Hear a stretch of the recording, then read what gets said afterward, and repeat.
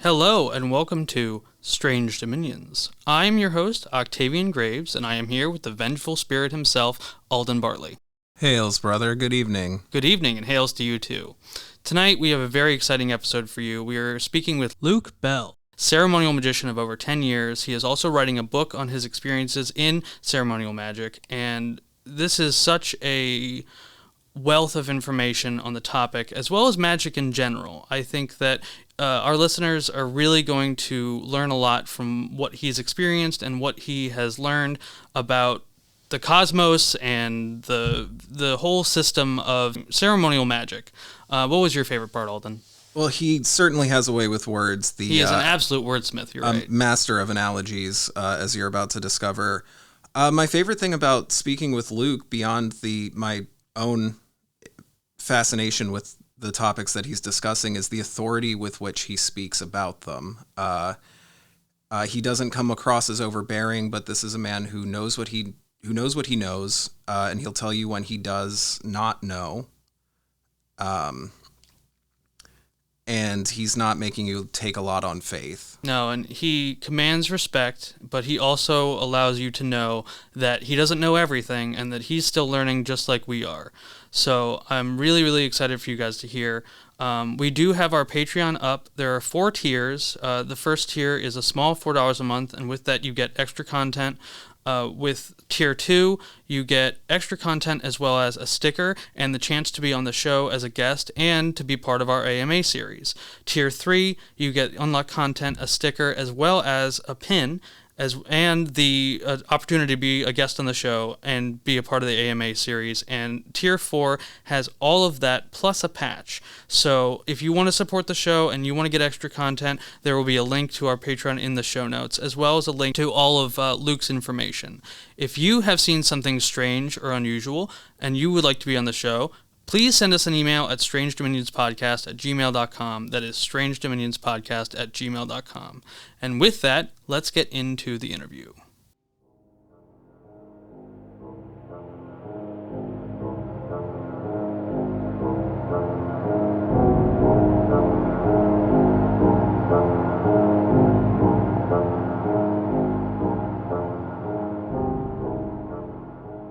Tonight we have an absolute pleasure of a show tonight. We are going to be speaking with Luke Archman, who is a ceremonial magician and possible author. So how are you, Luke? Doing very well. Thank you very much. Pleasure to be here, gentlemen. It's a pleasure to have you, really. Having me. Thank you very much indeed. Just before we continue, I should probably clarify. My last name is Bell, but that's totally fine. You can refer to me as whatever you prefer. Okay. Well, we'll just call you Luke for now. Sounds good. All right, Luke. So you've been a ceremonial magician for around 10 years or so. Is that correct? Just over that. Yeah, just over that. What I consider to be my actual practice, a lot of that prior to that 10-year period was research, which I don't really count. But yeah, practicing ceremonial magic pretty solidly for just over 10 years now. Awesome. So how did you get into it? Where was your beginning? Well, I always find this a little bit of a difficult question to answer as to where my interest in magic came from, but I'll do my best to trace back into the depths of time for you. So I grew up in a fairly, as you can probably tell by my accent, I'm not from North America. I grew up in a fairly Christian household in London and the surrounding areas, but loosely Christian in the way that most English families are. You know, you attend church on Christmas and other holidays, but we weren't by any means strictly religious. My mother has always had an interest in the esoteric. A lot of my family lived in and still live in Cairo and Alexandria in Egypt. So I grew up hearing stories of the Nile and the old gods, Anubis and Osiris. I probably knew who Horus was before I knew what a Power Ranger was, you know. So I think all of those things shape your experiences as a child and kind of lay the foundation for you to have interest in these esoteric things afterwards. As I got older, I began having, I think like a lot of magicians, I began having some rather unusual experiences as a child with things like sleep paralysis and, what people would consider traditionally paranormal phenomena. And the experience of those kinds of entities that I still to this day haven't really figured out what they are or what they were, and still to this day, have experiences like that. I got to the age of 15, and I started writing music and started playing instruments. And it was around that time that I had a bizarre experience that started to occur. I began to get a reoccurring dream in which I would. Can you still hear me, gentlemen? Yes, you're loud and clear. Yes, I'm sorry. I think you cut out for a moment there. I began to have a reoccurring dream where I would see a large wolf-like black dog, and the dream would happen in the same way, and it would be set in like an abandoned building, and there were ruins everywhere, but there was this solitary black dog that looked very threatening, but I felt no threat from him. And I began interacting with this animal in the dreamscape, as it were, and it would whisper melodies and lyrics to songs to me that I would then remember when I woke up and start. I would recompose them from memory from what I'd heard in my dream. And I'd always wondered what this creature was, because it felt like something very external.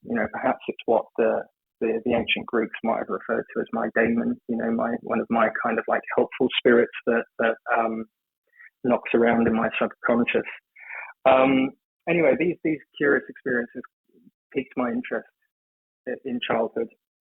And in school, I was always very, very interested in religious history and the beliefs of human beings. My religious studies teacher was from Africa. He was from Zimbabwe, and he was a very strict Baptist Christian, but he did used to tell us about folk magic and sorcery practices back in Africa.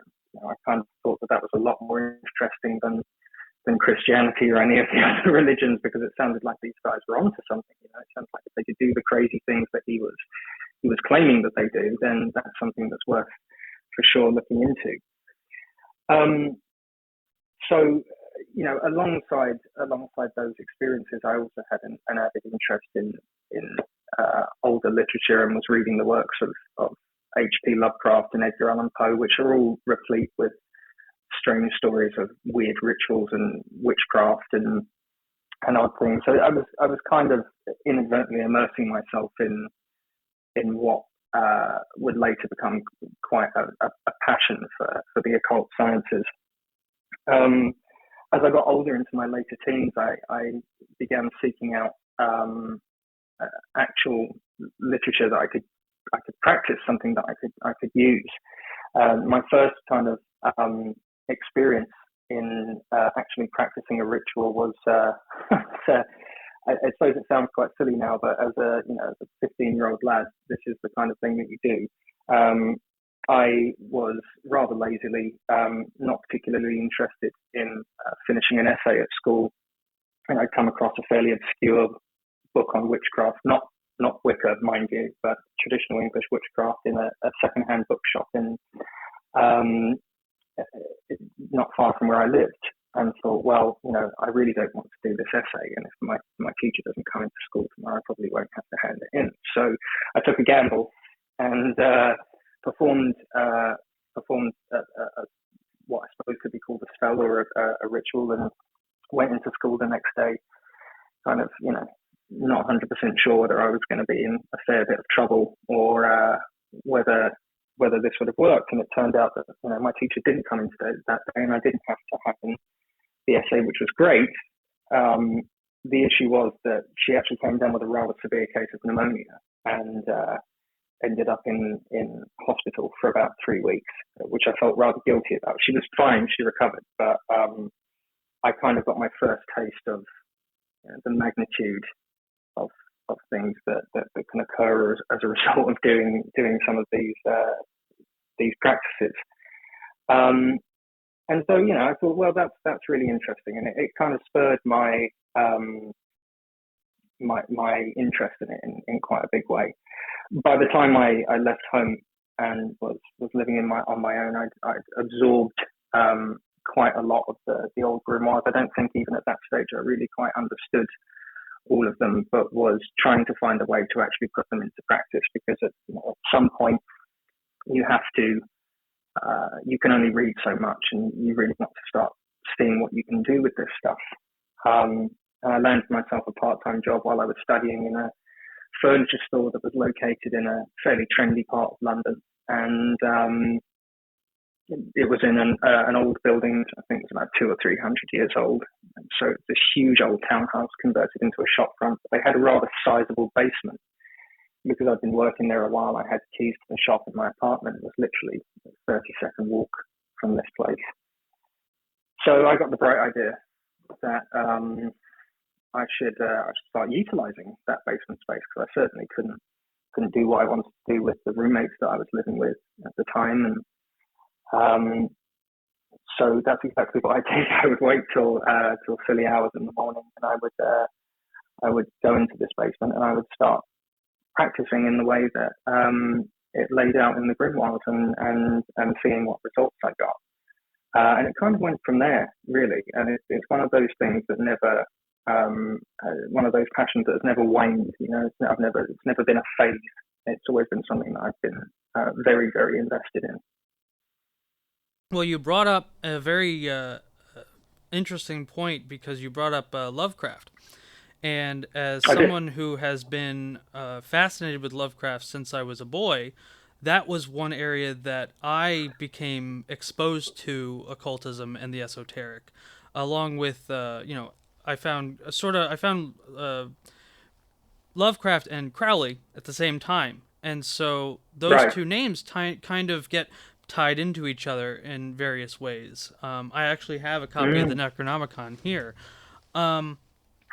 But that brings us to a point that I'd like to talk about, which is sort of the misconceptions about magic and ceremonial magic. Because I think if someone were to read Lovecraft, who has been a big influence on me, and I would dare to say a large majority of the current occult community, and you get images of cultists in black robes and candles trying to bring about these massive, incomprehensible creatures for the sole goal of ending existence. And I wonder how, if that is sort of been a detriment to the understanding of magic as a whole. And I just want to know what your perception is on that. But that's a really good and interesting question. Lovecraft's effect on the occult, I've never really spent too much time thinking about it, but I think Lovecraft, just like any form of media that has attempted to portray the occult, always does so in a fairly inaccurate way, and by virtue of the fact that it's fiction, it's sensationalized to a large degree.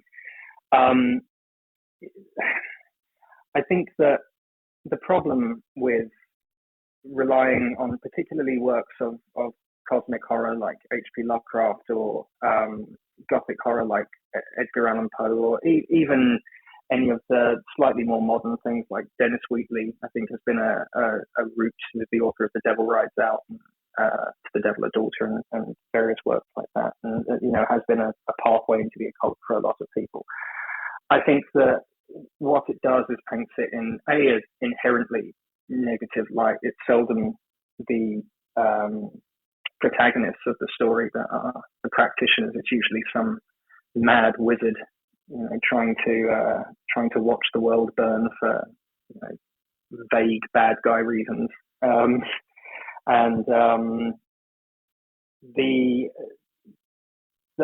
Whether or not that's been helpful or not to the practice of magic in general is something that is a difficult question to answer, really. What I can say is that real ceremonial magic is far from what you see portrayed in the media. It's not something that is profane or dark or spooky. it's a very, very old tradition, you know, and magic in its various incarnations has been a pretty integral part of the human experience for a very, very long time. You know, we're talking thousands of years, and generally these practices have been held in very high regard and with a great deal of respect. And it does seem like things are heading back more that way now. But yeah, I think that in that respect, you have to kind of separate the fact from the fiction, enjoy the fiction for what it is. And it is great, and I love it, and I still love reading, you know, the Cthulhu mythos and all of Lovecraft's work, and can enjoy it in that respect. But as far as it actually pertaining to my practice, it doesn't in any way, really. I think that the effect that Lovecraft has had on the occult goes both ways. I think that it brought in a lot of people that otherwise may have never found the occult. And hopefully that when these people did find it, they dug enough into it to realize that the occult and the esoteric, specifically ceremonial magic, is not how Lovecraft really described it. And so I hope in that way that they came to it from somewhat of a disingenuous origin, but then found the genuine parts of it afterwards. From what you've experienced and what you do, how would you explain to someone who has no idea about magic, specifically ceremonial magic, what is ceremonial magic? How would you describe that or explain that to a complete and total layman? Well, I think, I mean, it's difficult to divorce magic from the context in which that particular word is usually seen, because it's one that is in fairly common parlance to describe a multitude of different things, and the idea of something being magical evokes whimsical images in the head of, you know, fairies and pixies and Walt Disney. So I think to the subtext in that is quite hard to pass out for some people. But you know, Aleister Crowley gave a very good definition of magic in that it's causing change by action at a distance, and that's about as concise as you can get with it. But magic is I think it's fundamentally misunderstood in a lot of ways. A lot of people, I think, believe that it's some kind of unifying universal force, you know, like electricity or gravity. And that you hear people talking about the flow of magic, or, you know, blockages in magic and things like that. And that's not really accurate. Magic, at least in my experience, is that magic is the technique. Magic is the technology, as I've heard other people put it, which is a really good way of describing it. I think it's the method. The method is magic. What's actually causing the change is what are loosely referred to as the spirit in which you contact by use of magic. And it's the spirits that cause the change. And I think that magic in all of its really genuine forms is all to some way, shape or form spirit based. And there are people that would disagree with me on that. I know, and that's fine. But I think that the fact is that it's not actually magic that is causing the changes that you're seeing as your result. It's the spirits that you contact by way of that are actually doing that. So magic is a method by which you can contact entities that exist outside of corporeal reality in order to affect change in the physical world. I think that's about as concise as I could possibly get with it. So what you're basically describing is more of a science than any kind of spiritual work. Am I understanding you in that? Yes, I think you are. And, you know, I think people do conflate spirituality with magic in a very big way. And it's become, they've become kind of amalgamated, I think, in a lot of people's heads. And there's various reasons for that. And Dr. Stephen Skinner unpacks this much better than I ever could, but they are very different. They're two very, very different things. Magic is not a religion. It doesn't require any kind of faith-based devotion, as far as I can see. It's it's a method, and it's a practical method. And to describe it as scientifically, which I think a lot of people will find to be a real conflict in terms there, but it is. And a lot of the people that practice magic who are of note in history were scientists. And there was a time when the occult and hard sciences like medicine and physics and chemistry were not mutually exclusive. And they were both areas of exploration into what makes up our physical reality. And somewhere around the Enlightenment period, those two things separated seemingly irreversibly. And we still have this skepticism and superstition surrounding what magic is in the West, largely put forward, ironically enough, by people that have never tried or practiced or researched it. But it was always intended to be a science. It was always intended to be a method. And there's a reason that it has existed for as long as it has, because I do believe that there's some objective truth to it, and the methods work. As to the different types of magic, you mentioned the delineation between ceremonial magic. Ceremonial magic is kind of a loose umbrella term that is used to describe magic that we have in the West, our Western tradition of magic, which is mainly concerned with the conjuring and commanding demons or the petitioning of angels. The practice in different parts of the world looks different, but ultimately what it comes down to is that they are working with and compelling spirits to do things in the physical world that we would otherwise be unable to do. And that includes what people would consider root work and traditional witchcraft and voodoo and things like that. Hoodoo and things like that. Which I can go into a little bit later. I have some theories on what that is there.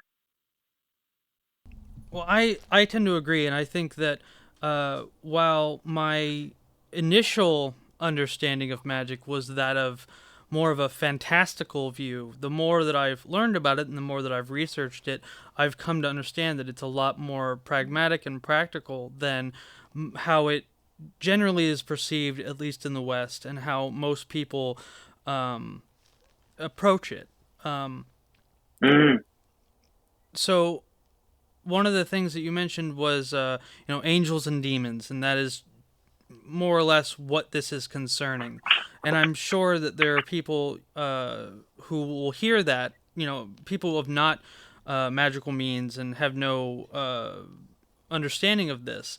Can you go into a little bit about the terminology and where it comes from and what its true meaning is, and the difference between its true understanding and true meaning versus how most people would perceive those terms like angels and demons and spirits?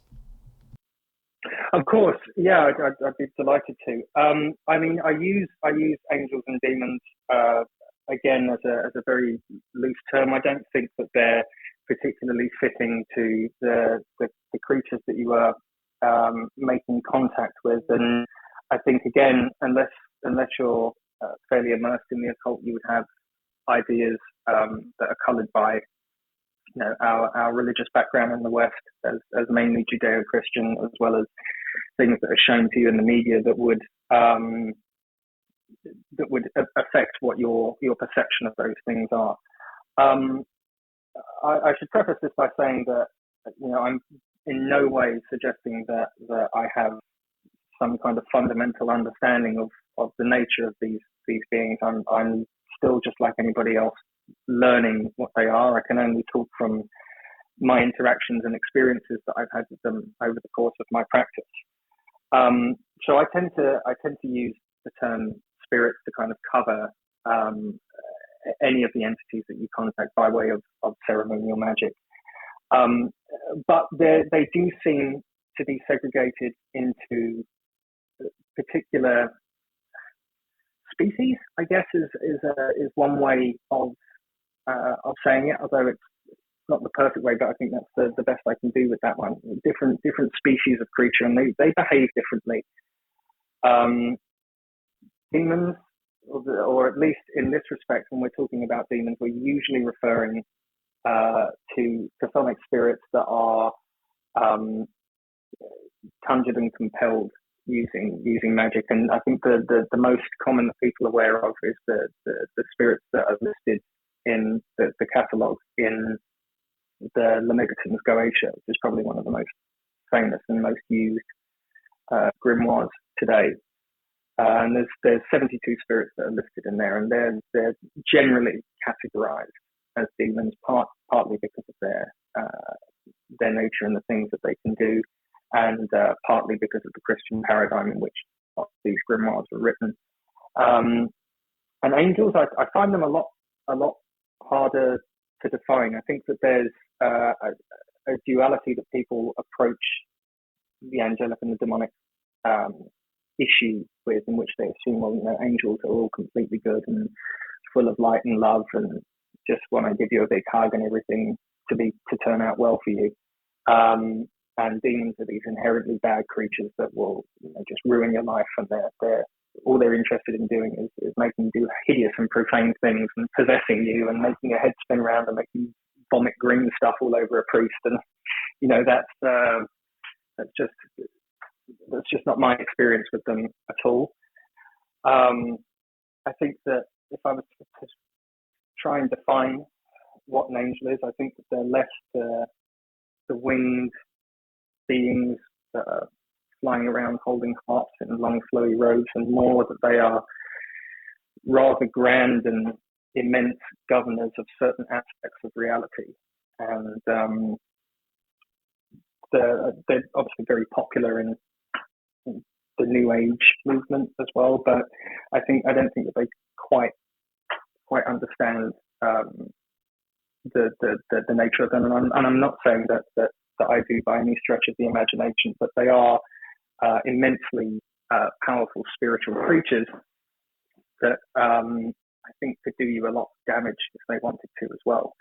They should be approached with the same kind of respect and not with the kind of cavalier attitude that I think some people do approach them with as a result of some of the stuff that's in the public zeitgeist at the moment. I know that wasn't a massively concise explanation of what either of those two beings are, but as I say, I'm still trying to figure that one out myself to a large degree. I think that was a perfect introductory answer, and I'm sure that we'll get more into that topic later on. One thing that I'm curious about is your take on the theory that when we look at the 72 demons in the Goetia, yeah. I've heard many people talk about how that at one time they were most likely gods of the Mesopotamian era, and that they were in no way demonic, but when Christianity came about and began converting as many people as they could, their method was basically saying that the gods that these people worshipped, that they were actually demons, and that the only way to purge them of their lives was to worship the one true God.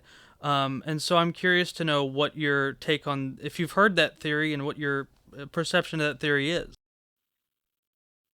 I have heard that theory, and I think everybody that spent even a modicum of time within the occult community has heard that theory. And to some degree, it's not without merit. I can see why people would certainly think that. The example that's usually cited is the demon Astaroth, which is the people who push the theory forward believe can be traced back to the Phoenician goddess Astarte, and I can certainly see why that is. As far as the other 72 spirits, their origins are very murky. Their origins are very, very murky. Perhaps you're right. Perhaps at some point or another, these beings were worshipped by gods in other civilizations. I know some of the more famous creatures that are mentioned, beings like Moloch and Mammon. These beings certainly were worshipped as gods at one point or another. But as far as the Goetia spirits, I think the jury is very much still out on that. I don't think that that's a solid explanation as to where they're from, because you can see interactions with spirits that seem to follow the same patterns of behavior in very ancient texts, and magicians that have come across these particular beings that have a certain behavior set, and they're not classified as gods. And these were people that were from cultures that were largely polytheistic. So they had their idea of what gods were, and they had their idea of what lesser spirits were. And I think demons usually fell into the category of lesser spirits.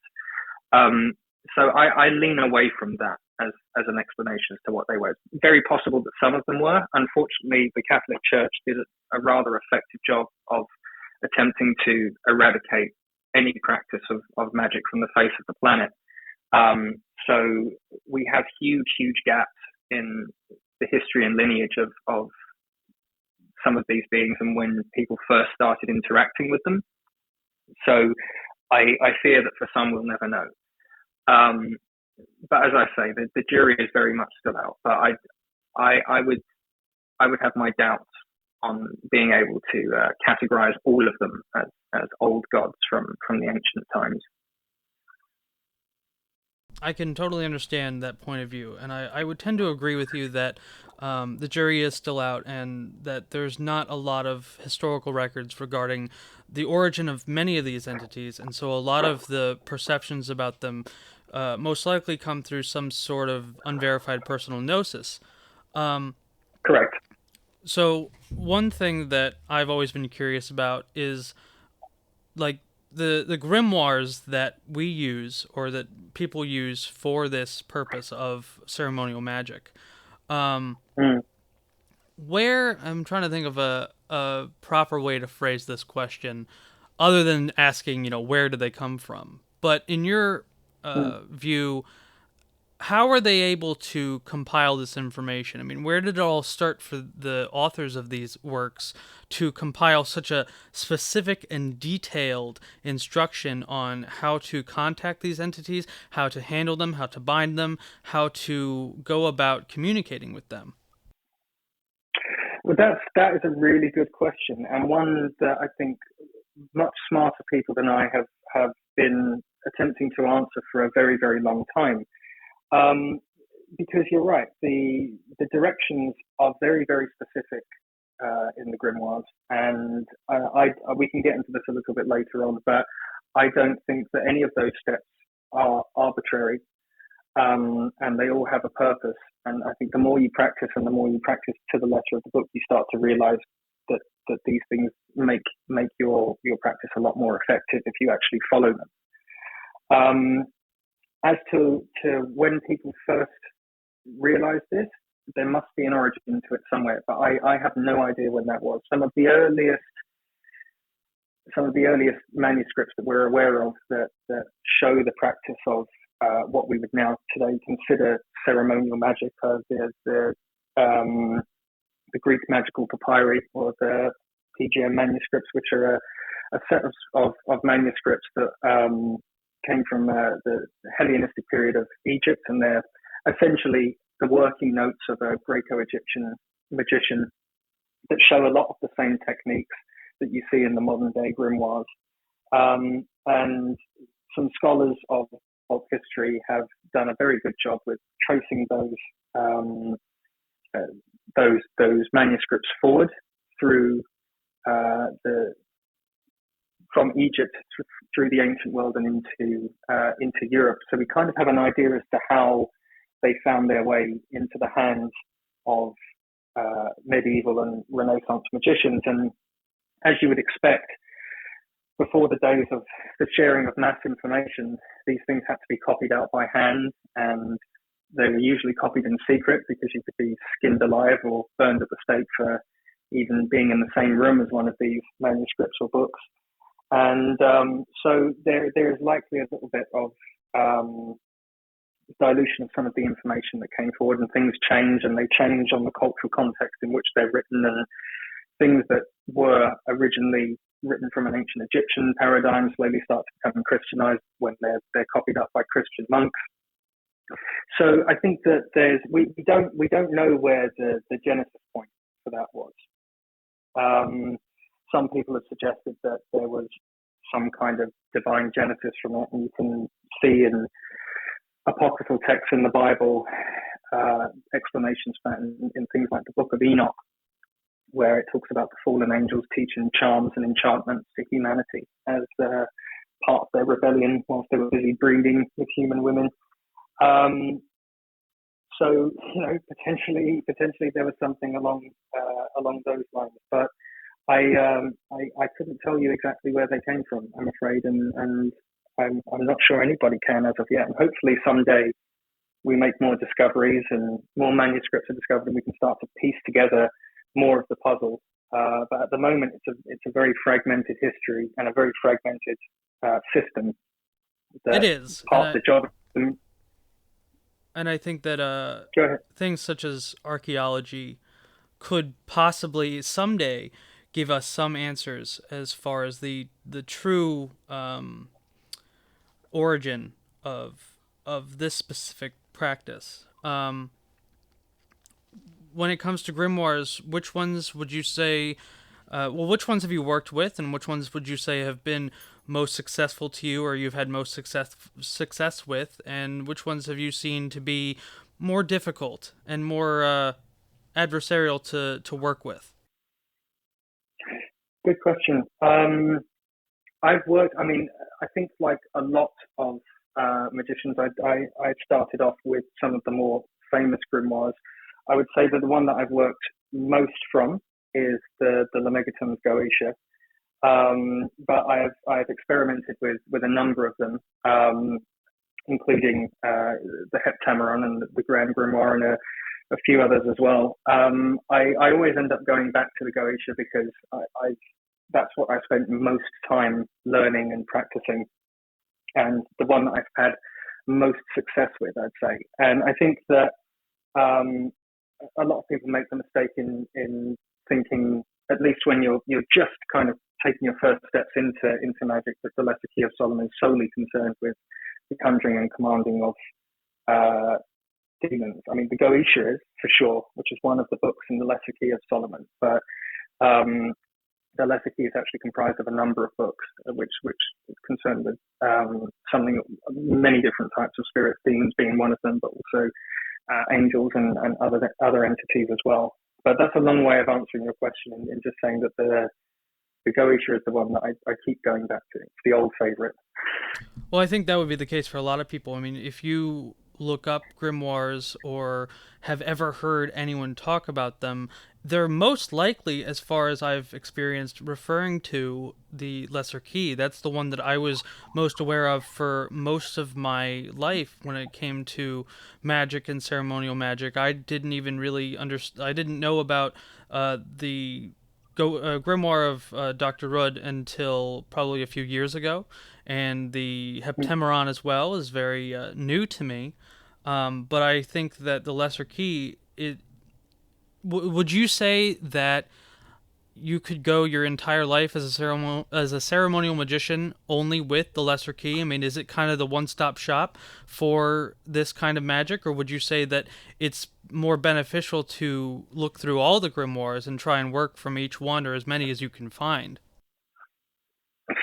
Well, I think that's an interesting question, because certainly the Goetia of Dr. Rudd, as you mentioned, which is a version of the Goetia, and the version that most people have encountered, which is the one that's translated by Samuel Liddell McGregor Mathers, with the forward by Alistair Crowley in it, which does have some blaring mistakes in there that authors and researchers have corrected later on. People like Joseph Peterson, it's certainly worth looking up his edition of the Lesser Key of Solomon. It's very good. Now, regards to whether it's a one-stop shop, no, I wouldn't say that it is, and I would say that it behooves every fledgling magician to read as many grimoires as is physically possible. The Goetia, just like any other grimoire, is not complete in its system that it outlines. It's fairly complete. It's probably more complete than quite a few of them. But reading a lot of grimoires is essential for when you're just beginning in magic, because you can start to see the commonalities between them. And once you realize what those commonalities are, then you realize what the crucial steps to the ritual are. And that gives you a very firm basis in being able to actually start putting this into practice. Because at some point, you have to slip out of the armchair and into the circle. And in order to do that, you have to kind of know what you're doing. I love that analogy. I hope to use that analogy myself someday. By all means. Well, I think from our conversations, it does seem like you are slipping out of the armchair and into the circle in the very near future. I very much hope so. I'm sure you will. I'm sure you will.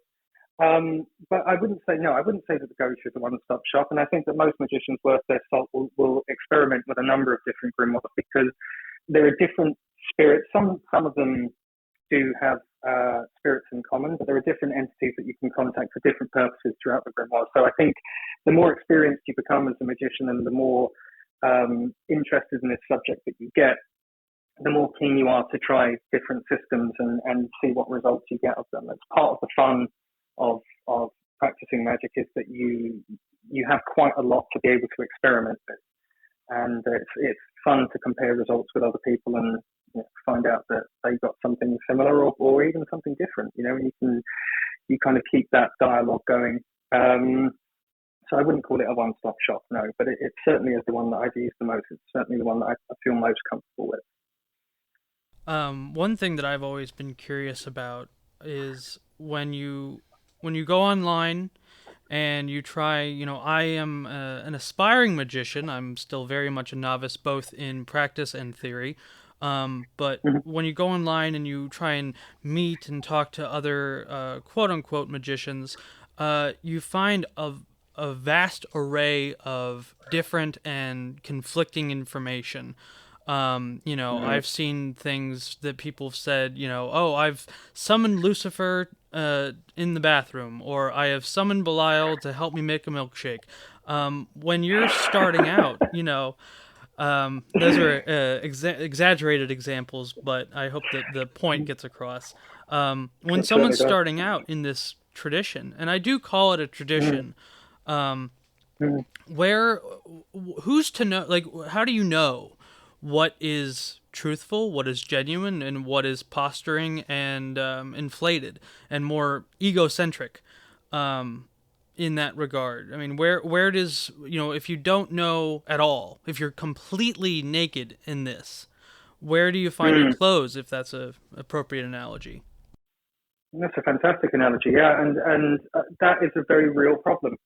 And it's one that I think a lot of fledgling magicians face because one of the great benefits of the age of information that we live in is that now more than ever there are so many grimoires and publications. There's so much information out there to actually help you along.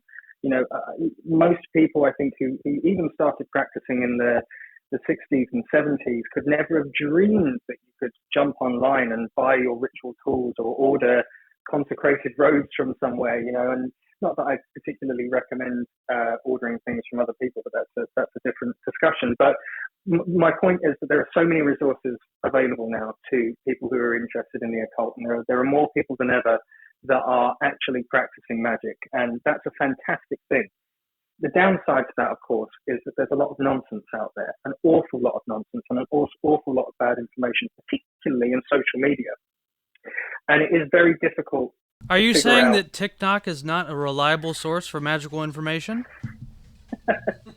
Would I ever say something like that? Goodness me, the grimoire that is TikTok, the letter key of TikTok. No, it's not a reliable source of magical information, and it's a tough one.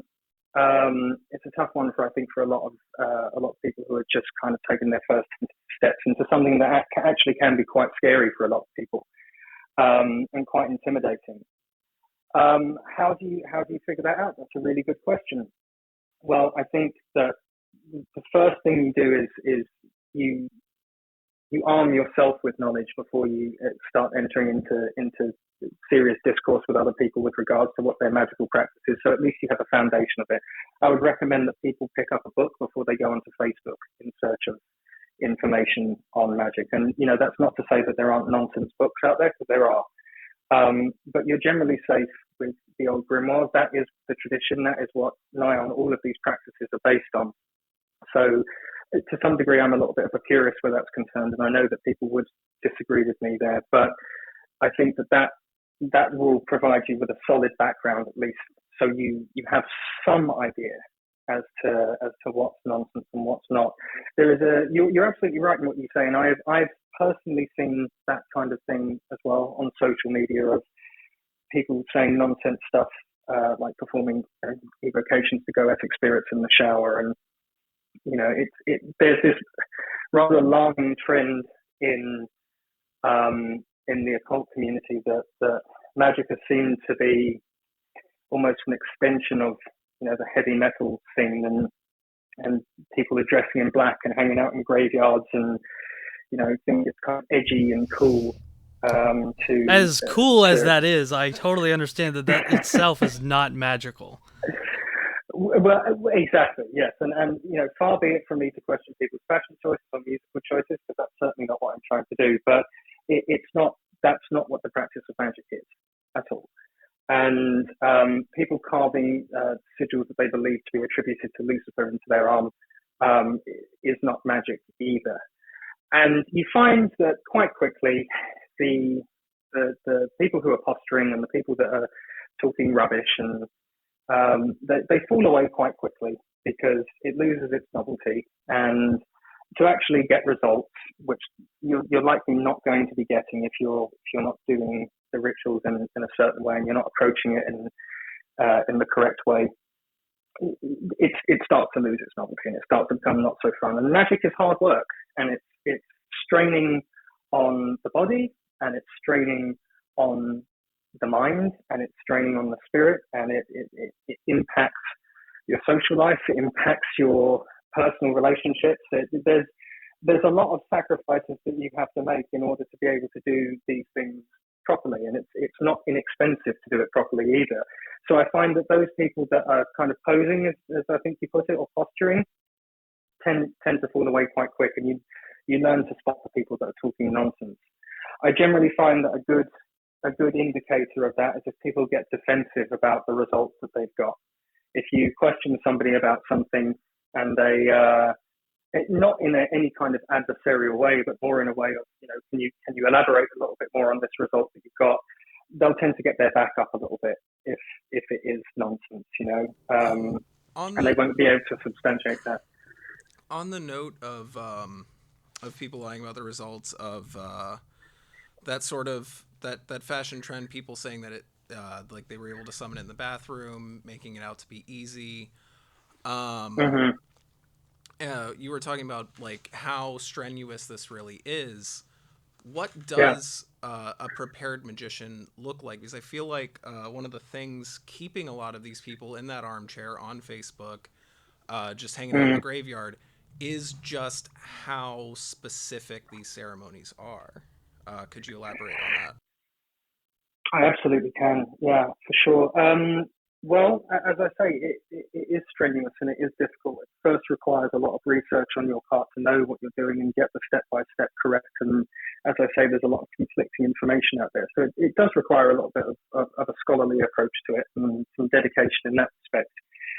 But what a prepared magician looks like, again, I'm not trying to misrepresent myself as some kind of master magician or someone that is the authority on this, because I'm by no means any kind of authority on this. I'm just somebody that has been doing it for a number of years and has had some interesting results and is starting to see more of those. And I can just tell you how I do it.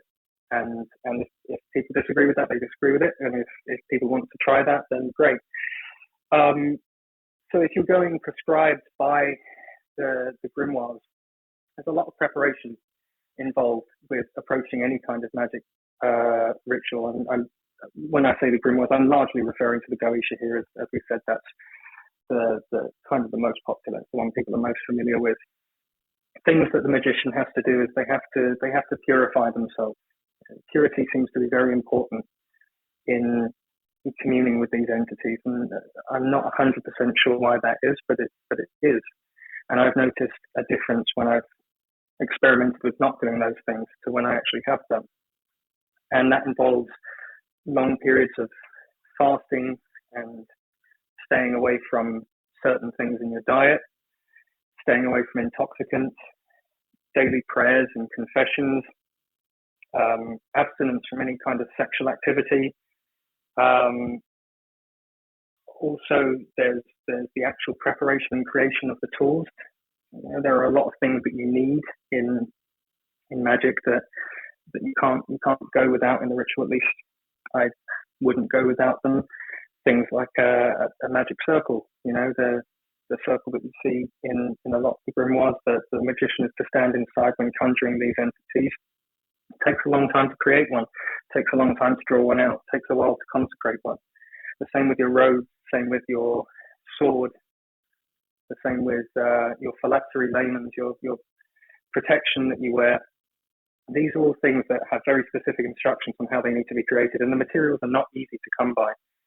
I had an operation recently that I performed in which the spirits layman had to be engraved on tin.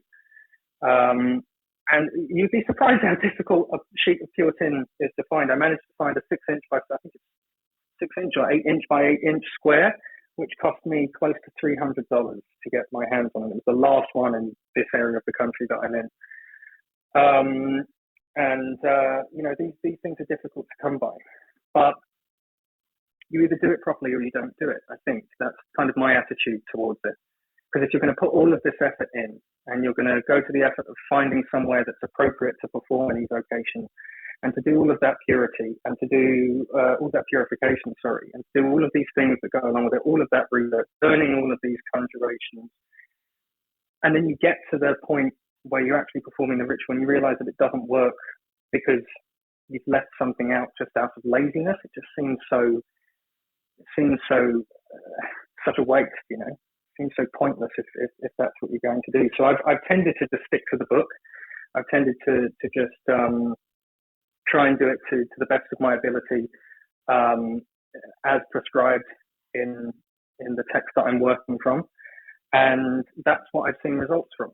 I have experimented with other types of more modern stuff just out of curiosity, because of course if there's a shortcut then I want to know it, because it's not particularly fun having to fast for days and having to say all of these prayers and orations and do these ritual baths and things like that prior to the operation. So if there was a way of getting around that, I did want to know about it, but unfortunately it was back to the drawing board because I found all of the more modern methods to be largely ineffective.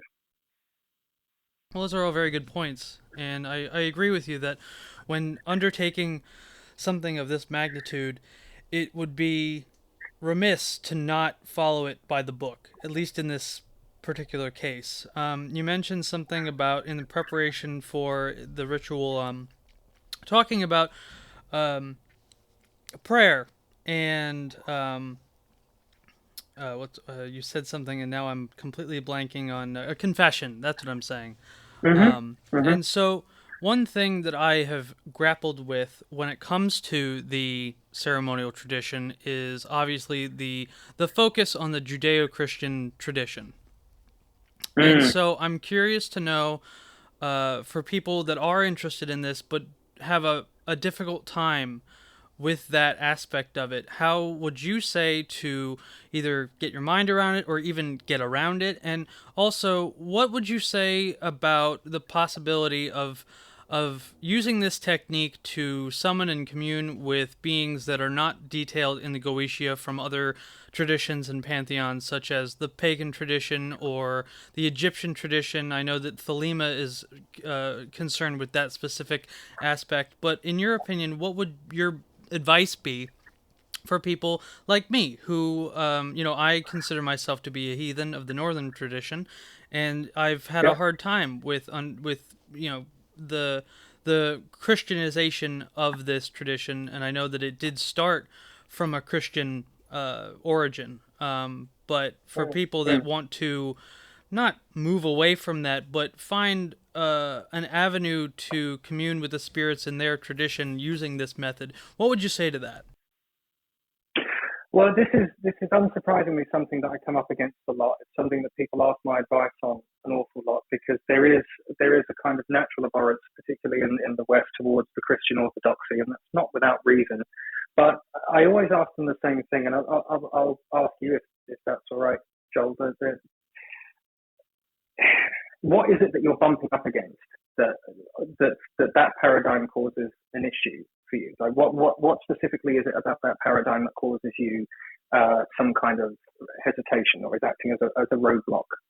Well, I think I've thought about this question a lot in my research, and I think the thing that I keep coming back to is if you look back through history, you begin to see when the monotheistic tradition separated itself from the Zoroastrian civilization, that the God that is talked about in the Bible, it feels to me as though when the Judeo-Christians were fighting the polytheists and the pagans of antiquity, they needed a method of control and oppression to sort of get their way across.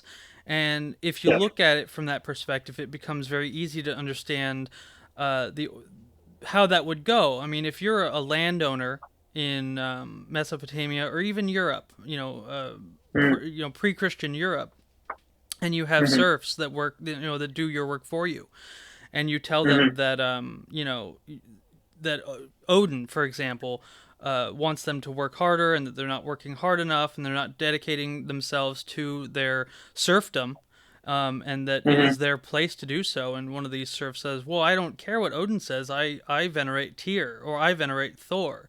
Well, the best way to fix that is to tell them, well, all of those gods are demons. Those gods are wrong. This is the true God. And if you look at the time frame that we're talking about, it appears that the God that is prescribed or described in the Bible is simply an amalgamation of aspects of the deities that were worshipped at the time, and that was done to make it more palatable for the remaining pagans and the polytheists of the day. And so when I look at that, I have a hard time, I guess, taking it seriously when I look at it from that perspective. I mean, why? What would be the purpose in me calling upon a figure that in actuality is just a hodgepodge of all these other deities, instead of trying to find a tradition that specifically called upon the one, or the series of deities that this one God was sort of created out of, if that makes sense? It does make sense, and there's quite a lot to unpack there. So maybe I can go through this bit by bit. So you're not wrong in what you say, in that the codification of the Christian Bible, it could be argued that was a large part of what unified an empire that covered a number of places with a number of cultures under one umbrella, and I'd say a pretty smart political decision on the part of the emperor. All that is to say that yes, of course, there is a game of telephone there, and I don't think any magician, I mean, maybe some would, but I wouldn't say any of the magicians that I've spoken to would even suggest for a second that the Bible is a good place to find historical accuracy and that there aren't mistranslations, miscommunications, and just omissions from it that make up the entire picture. However, what I will say is, you asked the question, why would I call upon these names that are listed in the Grimoire, the holy names of God, that essentially hark back to the Judeo-Christian God? And in short answer is because it works.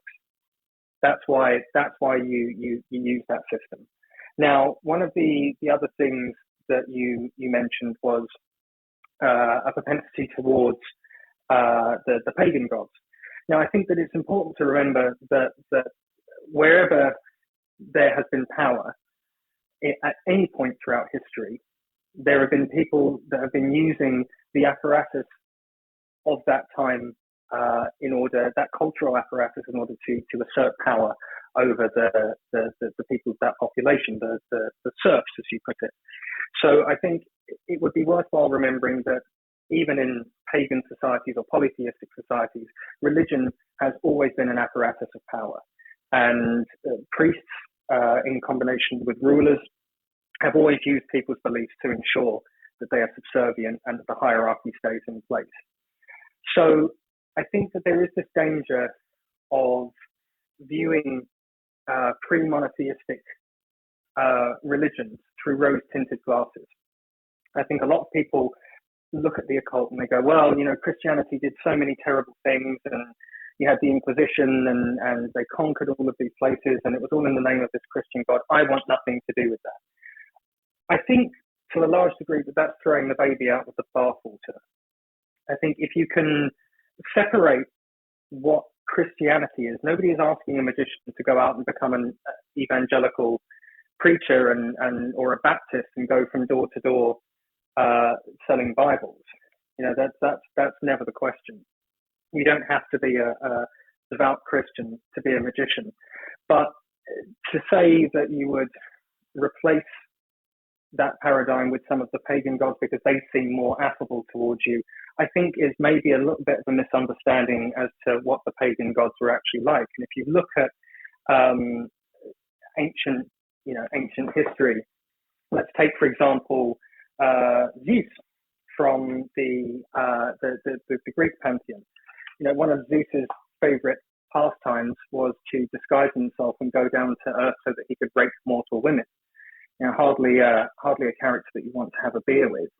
And you can find examples like that all the way through throughout history. The tradition that you mentioned, the Norse pagan tradition, Odin and Thor and Freya and Loki and however many other gods. These were all gods of those gods. As someone who has done a fair bit of research into the Norse tradition, the thing that I think people get hung up on, at least reading the Eddas, is they're confronted with the fact that morality in that time was very, very different than it is now. And for example, the chief sin of the Viking Age was oath breaking or breaking a promise or lying. That was seen almost, in many cases, was seen as worse than murder. In most cases in the Norse lifetime, murder could be excused if it was an act of revenge, if it was in the name of honor. It kind of came down to what the motivation was for the ending of a life. And you're right that the gods of antiquity were not straight and narrow.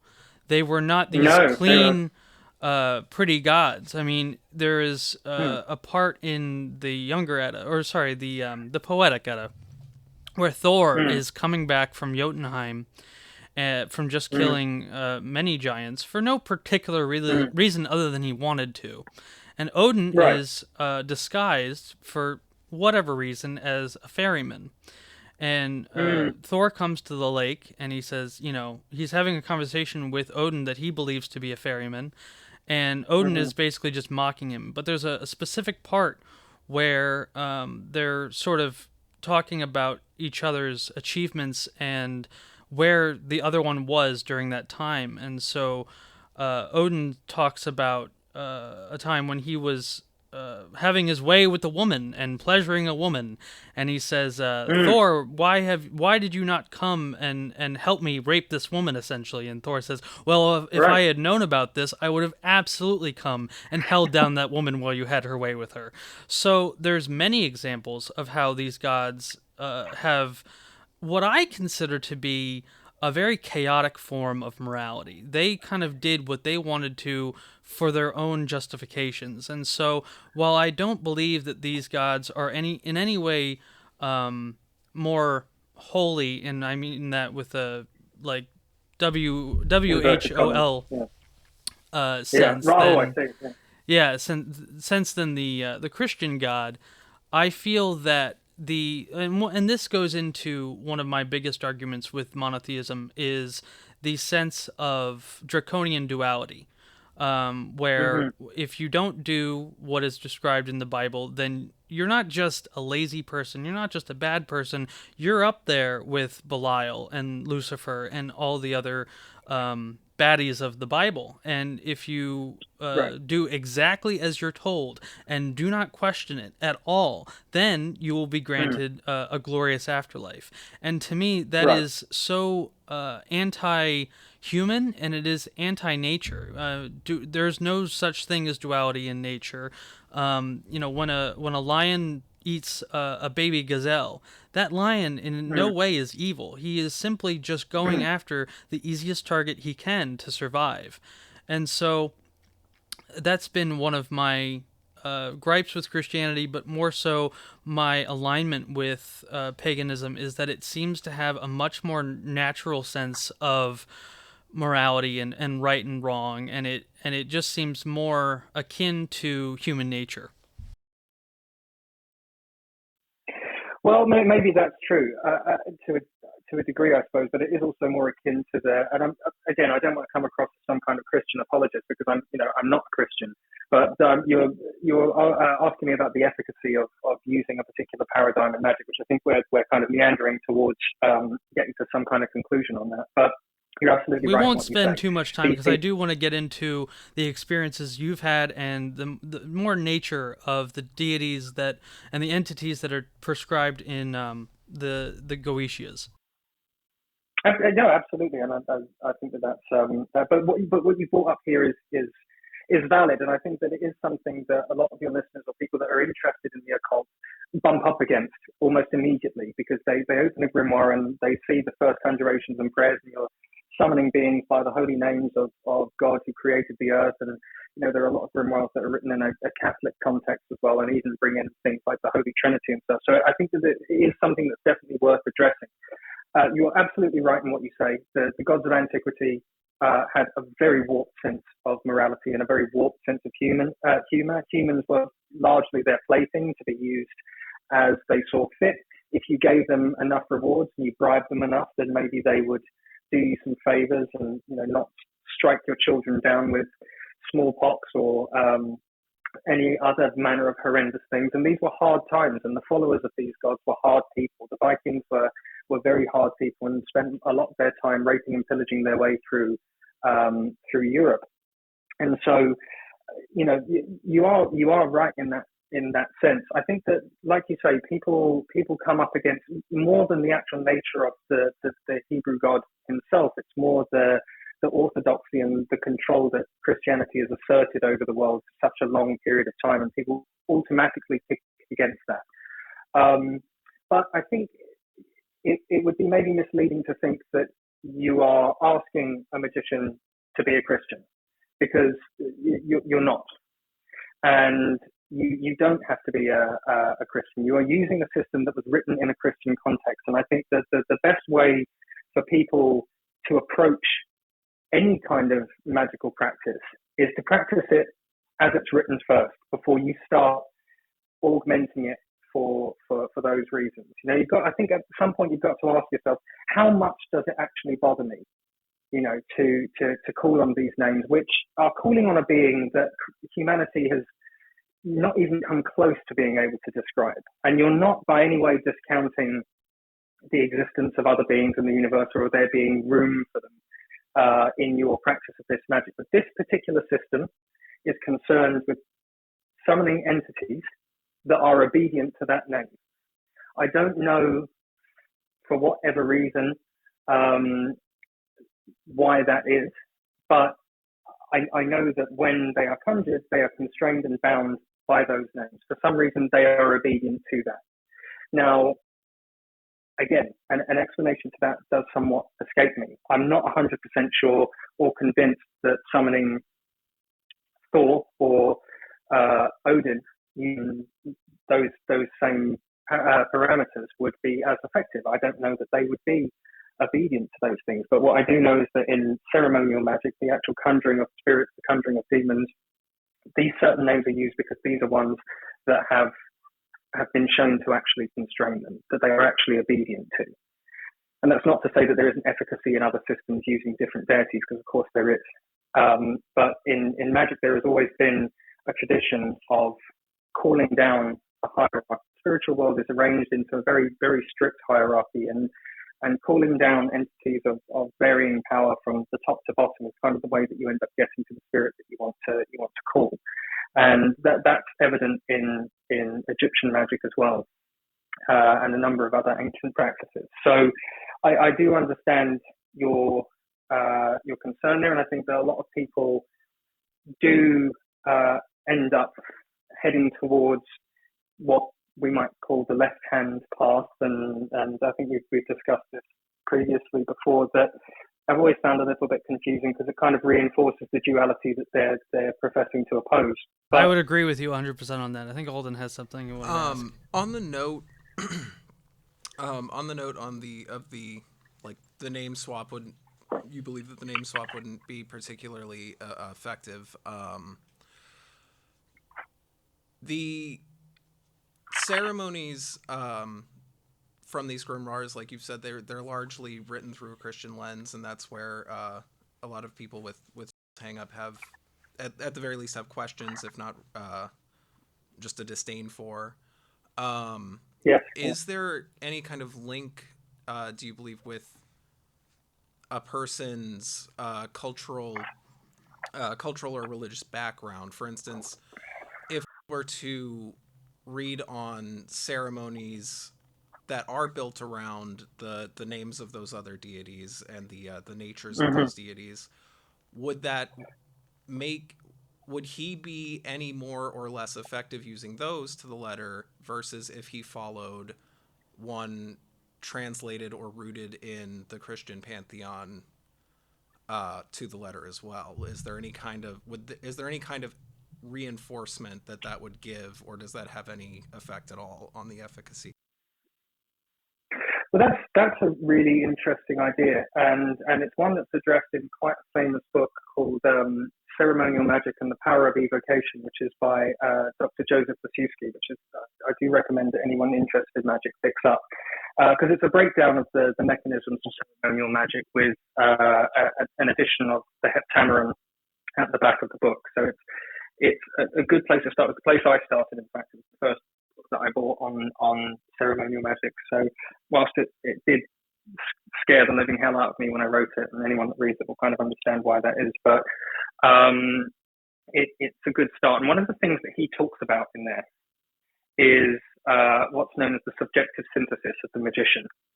And what he means by subjective synthesis is that you practice magic within your own cultural context because you are likely to find more efficacy in doing so. Now, it's difficult for me to say because I've never practiced magic outside of my own cultural context. I'm not a practicing Christian, but I was raised in a Western loosely Christian environment, so I'm familiar with the idea of angels and demons, and these things populate my internal landscape quite easily. I don't know how much effect I would have if I were to practice Hindu magic, because I've never had interaction with these spirits. I don't know how I would approach them. I wouldn't know what to expect from their nature. Likewise, I wouldn't know how to approach the Norse gods.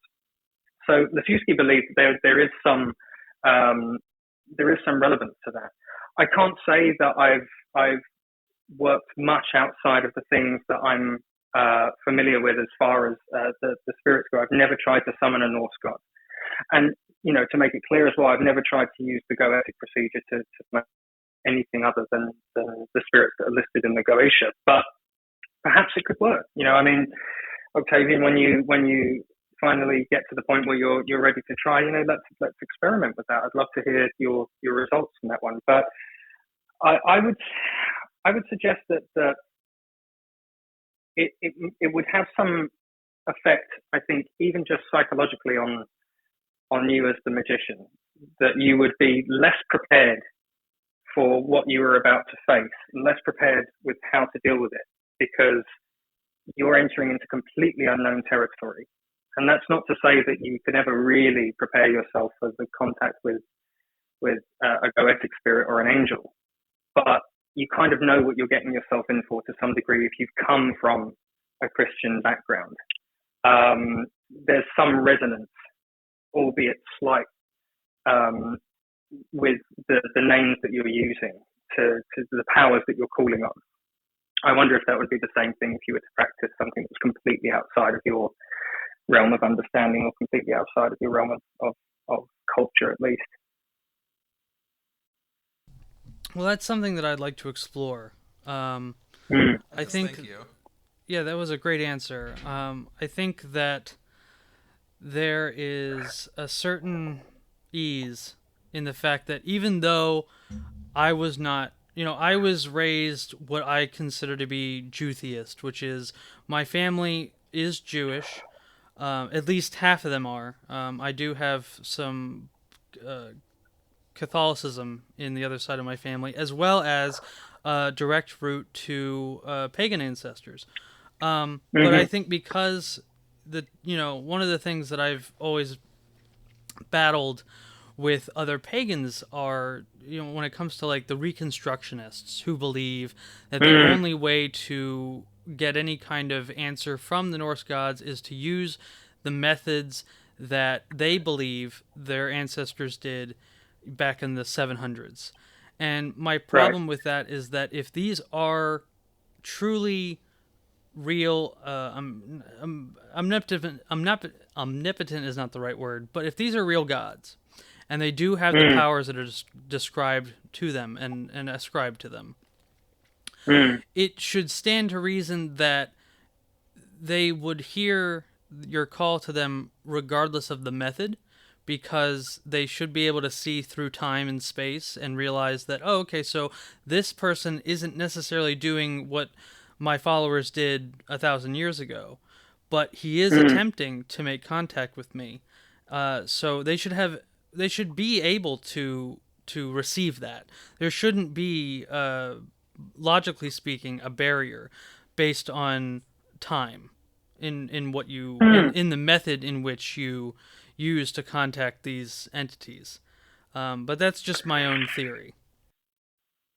I would respectfully disagree with that one. I think actually, just from, and again, only going off the back of my own experience, and I'm not stating this as any kind of objective fact. This is just things that I've come to notice. Is that, and it, this came out, and I think it was explained brilliantly when you had Julia on the show a little while back, and she was talking about astrology, and she said that she doesn't know why it works, but there are rules, and the rules work. We can figure out the how, we just can't figure out the why. And I do think that that's applicable to magic.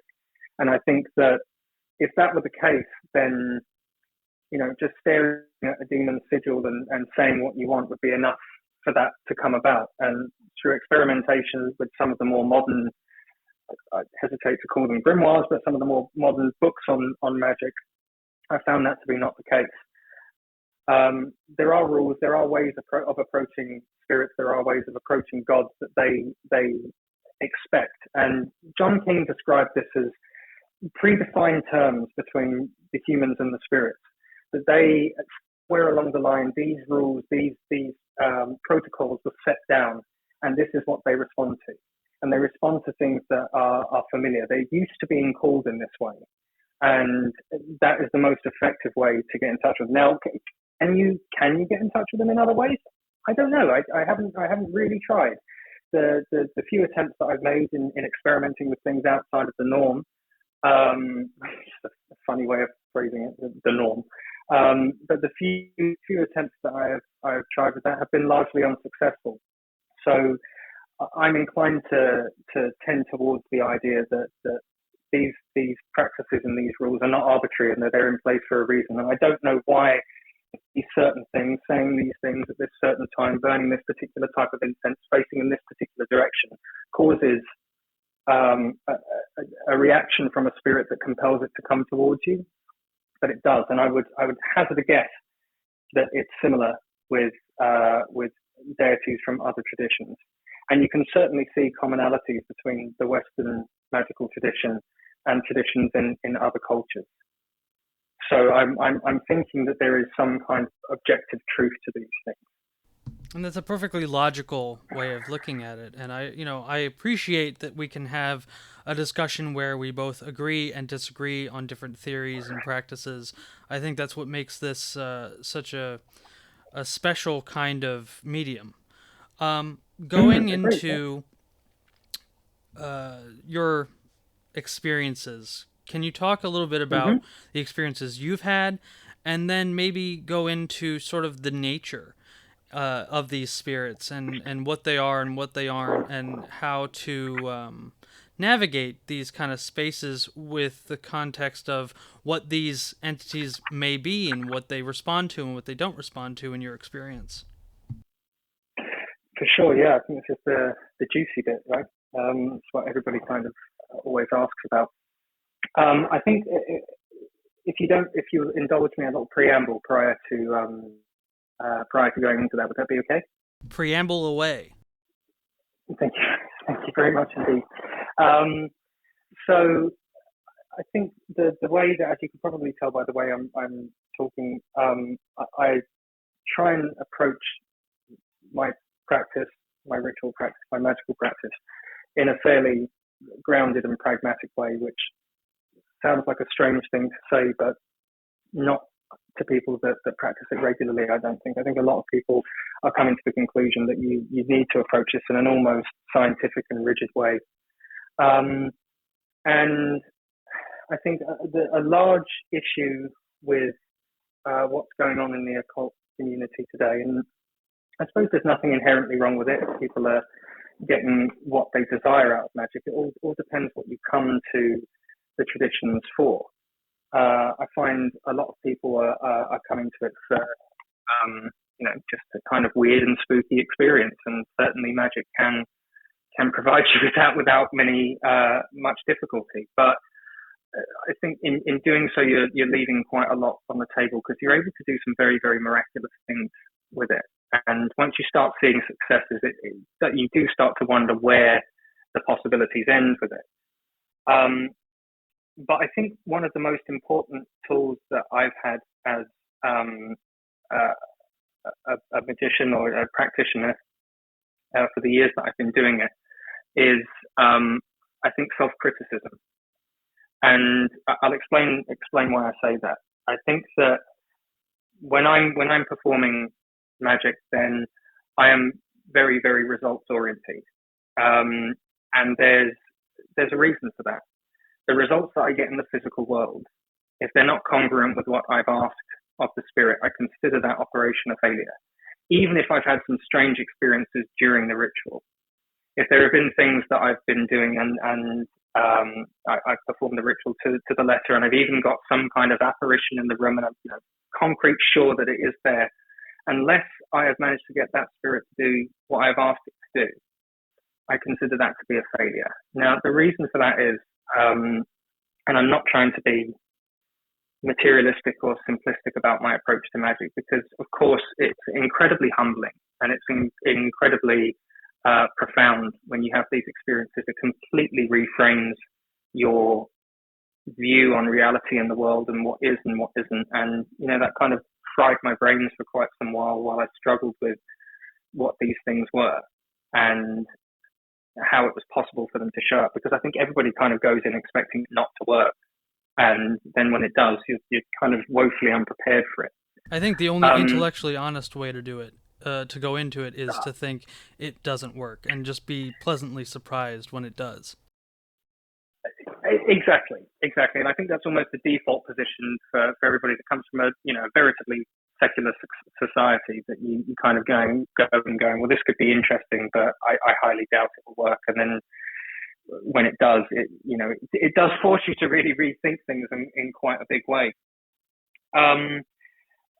But the thing is, I think it's really important to be honest with yourself as a magician about what constitutes a result, what constitutes a successful ritual. I never want to be one of those people that's deluding themselves. And I think that, it's fairly obvious from scientific studies into things like schizophrenia and and different meditative states that the human brain can get into, that the human mind is perfectly capable of inducing auditory and visual hallucinations and seeing things and hearing things that aren't actually there when you're in particular states of mind. Aleister Crowley called it being inflamed by prayer. And I think people can get themselves into these states of psychological ecstasy where things start firing off that don't usually fire off, and you can see and hear things that are seem very profound but are frankly just in your head. So what the mind can't do, at least in my experience, is pluck something out of the backside of the universe congruent to what you've asked for 24, 48 hours ago from a spirit that was in the room with you, and drop it into your lap miraculously against all odds and chance. That, I think, is the bar by which I measure my practice from. If I've not got a result, then I did something wrong. Something there wasn't adding up. For some reason, it just didn't work. And I think if you approach it like that, then you can go back to the drawing board and you can troubleshoot. Okay, where was it in this? Because I've got this to work X amount of time, so why this time did it not work? And quite often when you look back, if you, and that's one piece of advice that I can give to anyone that's getting into magic, is just take vigorous, precise notes as much as you can. Do a post-mortem on every operation that you do and sit and write out as much as you can about what you experienced, exactly what you asked for, exactly how the operation went, things that you noticed. And quite often, if you go back and you're a good note taker, you can usually find the points where you might have gone, okay, well, maybe I didn't do this right. Maybe this went wrong here. Maybe I didn't execute this part properly. And you can generally fix those things and then achieve success. But let's say, for the sake of argument, if you're performing a ritual to a demon like Sitri from the Goetia, whose ability is to incite lust in a specific person. And I'm not advising that people do this, but I'm saying that if that were your goal as a magician, and you were to conjure that spirit, and you believed that it was there and it happened, and you direct them towards a specific person, this is the girl or the boy that I have a crush on, and I want them to be inflamed with lust for me. And then a waitress smiles at you the next day. I don't think you can consider that a result. If somebody flirts with you the next day, but that person that you directed your ritual towards still shows you no interest, that's a failure. And I think kidding yourself is not helpful in progressing in magic. You have to be fairly prepared for failure to some degree before things start getting a little more successful. Because the self-delusion is just not a currency for success when it comes to magic. This is a point that I get into a lot with other pagans, especially practicing pagans, who, when they let's say do a ceremony, or they give an offering to their chosen deity on their altar, and then they ask it a favor or ask it to show its presence, and then a specific kind of bird comes to the window, or the flame on their candle that they have lit flickers in a peculiar way, but that's it.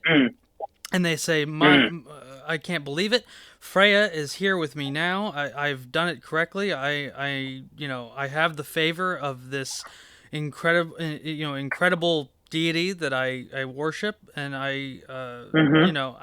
to me, that is delusional, and I really can't stand the when I see people kind of grasping at straws in order to gain some sort of insight or an answer. And I think that's kind of what's brought me into the idea of ceremonial magic within the Norse tradition, is if there is a possibility of me being able to use a specific method to call upon a deity, in my case the Norse pantheon, and have it appear in my space in somewhat physical form that is undeniable, that is something I am very, very attracted to. Yeah, and I think that that is what most people are attracted to when they get into magic. And you know, I'm not trying to be a cheerleader for the type of magic that I personally practice. You know, everybody has to get to a point that they're comfortable with on their own. And you know, I'm just saying that this is what I use. This is what I get results with. This is what I've had some fairly miraculous experience as a result of things that I couldn't have done, I don't think, without doing this. But yes, you're absolutely right. And I think that there is sometimes, you know, if you've tried and you've tried and you've tried, you're kind of desperate, then it's natural to kind of look for things to reaffirm, you know, that you're not wasting your time. Just to let And you know, so, the you know, you incense can't. that we have burning right now is the smoke is going in an interesting pattern. So Belial is absolutely with us right now. So Luke, go ahead and say hi to Belial. Well, clearly he did mention that he was going to pop by at some point. Yeah, so I'm glad he made it. Glad he found the address. um, but He is a demon yes, of miraculous timing, if nothing else. clearly yes, indeed. Well, he it's understandable why people get to that point, but I think that it is important that to have something tangible to be able to measure your success by, because really and truly, you know, if we're all being completely honest with ourselves, if you really want something to happen, you can convince yourself that there is something in the room with you. And I don't ever want to be one of those people that's stood in a candlelit room just talking to himself. You know, that is a waste of time for anybody involved, I think. So the tangibility of your results and how closely they measure up to exactly what you've asked for, and then, you know, the ratio of what the chances of that happening on its own were, I think is that you can start to get to that point then where you actually have a bar by which to measure by. And I do think that that's important. Now, you know, that's not to disregard other people's personal notice or experiences, because who am I to do that? That's just simply the way that I go about looking at my own practice, because I don't want to be wasting my time. And I've found that largely, you know, visualization and mind work and, you know, hoping that something would happen just doesn't work, you know, and enforcing your true will on the universe just doesn't work. So, you know, I have these things that I do, and I see results of them. And of course, you know, everybody's free to explore their own path and get to wherever they need to get on their own. But there are a number of things that I see that are kind of that are kind of making excuses for results not happening. One of the most egregious offenders of that is, have you ever heard of the expression "the lust for results"? Yeah, not a magical concept, really. I mean, there are a couple of grimoires that say that those that don't believe won't get, but generally it's not. I haven't known it to be a massively important principle in magic. And I think when those things are making a reference, they're actually making a reference written from the Christian paradigm. If you don't have faith and venerate God, then he's not going to do you the favor of giving you the ability to be able to speak to these spirits. But let's not get back into the Christian question. But yeah, the lust for results, you see that a lot, and it's kind of this bleed over from the New Age, you know, manifestation gurus and law of attraction folks that has kind of found its way into magic. And I've always found that to be such a strange concept, because it seems to suggest that, you know, if you want something, the best way to get it is to stop wanting it. Well, I mean, if you're performing magic, of course you're lusting for the result. You know, if you fasted for 2 weeks, abstained from having sex with your spouse, not been eating meat, you know, been doing these daily prayers and adorations and waking up at ungodly hours, drawing circles on the floor, and all other manner of things that magicians get up to, it's because you want something. Why would you go to all of that effort if you didn't want it? And I've personally never noticed that the lust for results, as they put it, being particularly significant in ritual practice at all. In fact, some of my most successful rituals were the ones that I didn't believe were actually going to work. So I find that to be maybe thrown around a little bit too much as an excuse for something not working, and as opposed to actually taking a rather hard look at the practice that you've done and gone, well, okay, you know, that 2 weeks of preparation and that 3 hours of ritual that I did, that was a waste of time because I didn't get what I wanted. So, you know, back to the drawing board, let's go again. It takes a certain amount of tenacity and perseverance, and it's tough, that's really tough to do, and it can be quite demoralizing at some time. But that's something that's managed to find its way into the occult community. It's like, don't lust for results, because then it won't happen. It's just, to be honest, it's not something that I've ever found to be true. I can speak to that from one, personal experience, just because when I started my path, many of the texts that I was reading and the books on specific paths start off by a rigorous meditation routine, and it is somewhat of a blocking mechanism, from what I've come to understand, where, if you aren't meditating every day for 3 months, then you shouldn't even think of going further with this work, because you haven't mastered your mind. Therefore, you will never be able to master any kind of entity that you hope to bring about into the world.